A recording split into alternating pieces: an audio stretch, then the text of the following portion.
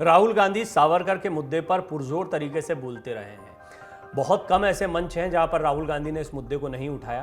कहा तो ये भी गया कि शरद पवार ने जब इस पूरे मामले में इंटरफेयर किया तो इसके बाद में राहुल गांधी ने उनकी बात को रखते हुए इस मुद्दे पर आगे नहीं बोलने का या संभल कर बोलने की बात कही है। कुल मिलाकर राहुल गांधी के लिए सावरकर का मुद्दा एक ऐसा मुद्दा है जिस पर वो गाए बगाए बोलते रहते हैं। मोदी सरनेम के बाद सावरकर के मामले में राहुल की मुश्किलें बढ़ती दिखाई दे रही हैं। कोर्ट ने यूपी पुलिस को इसके लिए जांच के आदेश दिए हैं। जहां एक तरफ गुजरात हाईकोर्ट ने मानहानि मामले में राहुल गांधी को अंतरिम राहत देने से इनकार कर दिया, तो वहीं दूसरी तरफ उत्तर प्रदेश के लखनऊ की एक अदालत ने 2 मई को कांग्रेस के पूर्व अध्यक्ष राहुल गांधी के खिलाफ दायर मामले में जांच का आदेश दिया है।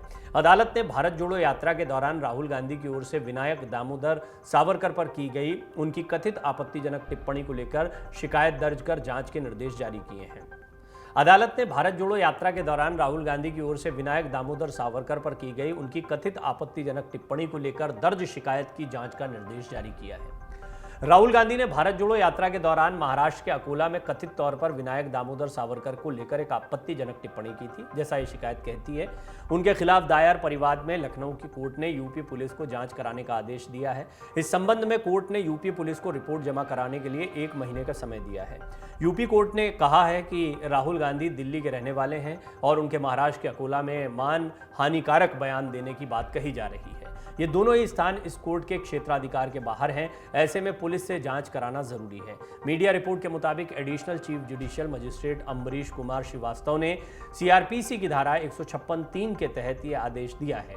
मजिस्ट्रेट ने यह आदेश वकील नृपेंद्र पांडे की ओर से दायर एक अपील पर दिया है। कोर्ट ने निर्देश दिया है कि इस मामले की जांच सब इंस्पेक्टर लेवल के अधिकारी द्वारा की जाएगी। जांच के लिए हजरतगंज पुलिस स्टेशन को निर्देश जारी किए गए हैं। कोर्ट के मुताबिक मामले की अगली सुनवाई 2 जून को की जाएगी। आइए हम आपको बताते हैं राहुल गांधी के खिलाफ दायर इस याचिका में क्या आरोप लगाए गए हैं। वकील नृपेंद्र पांडे की ओर से दायर याचिका में आरोप लगाया गया कि राहुल गांधी ने 17 नवंबर 2022 को समाज में नफरत फैलाने की मंशा से बयान दिया था।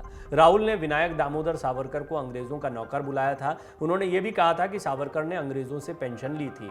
याचिका में आगे कहा गया कि सावरकर एक निर्भीक स्वतंत्रता सेनानी थे। उन्होंने भारत को अंग्रेजों की गुलामी से मुक्त कराने के लिए कई अमानवीय अत्याचारों को सहा। मीडिया रिपोर्ट्स के मुताबिक शिकायतकर्ता ने अपनी शिकायत में कहा कि राहुल गांधी ने वीर सावरकर के प्रति हीन भावना फैलाने के लिए अभद्र शब्दों का प्रयोग करते हुए उन्हें अपमानित किया और घृणास्पद बयान दिए। याचिका में कहा गया कि वीर सावरकर को महात्मा गांधी ने देशभक्त बताया था, लेकिन राहुल गांधी अपने बयानों से उनके खिलाफ समाज में द्वेष पैदा कर रहे हैं। इस कारण शिकायतकर्ता को मानसिक पीड़ा हुई है।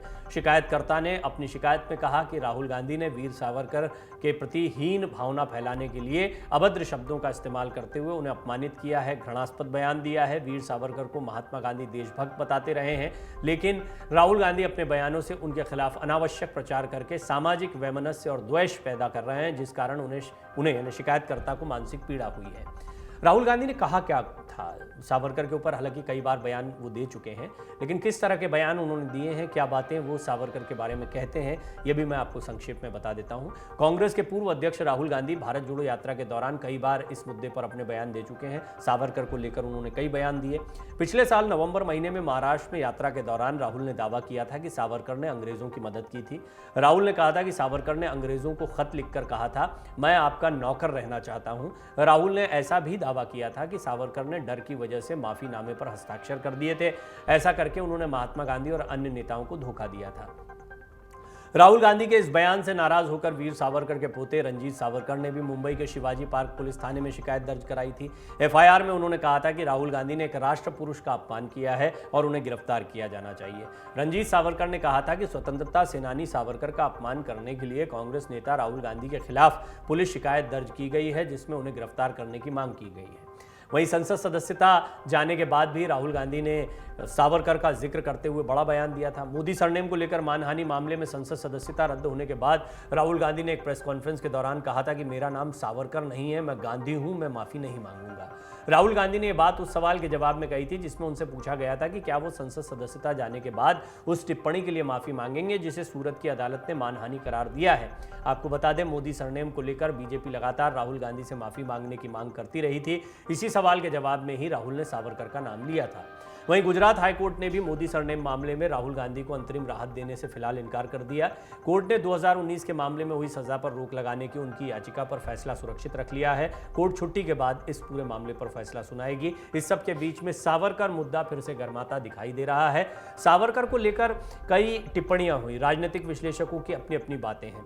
इसमें महाराष्ट्र के खास तौर पर अशोक वानखेड़े, इनको काफ़ी आप सुनते हैं, वरिष्ठ पत्रकार, वो हमारे साथ खबरों के खिलाड़ी हमारे कार्यक्रम के दौरान जुड़े। मेरी भी उनसे बातचीत हुई एक अपने खास डिबेट शो के दौरान।